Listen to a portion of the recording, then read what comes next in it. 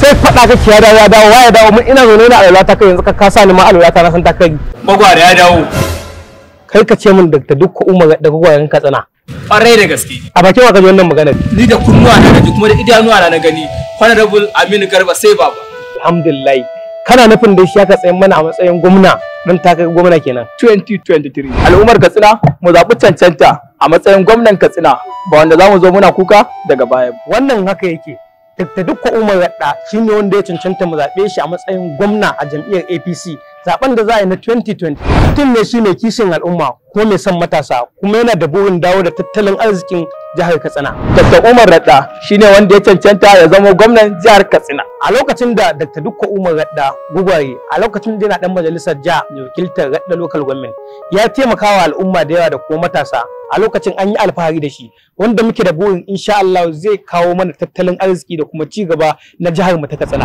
Duba da ayyukan da ya a baya na lokacin da yake dan majalisa domin inganta ayyukan Katsina.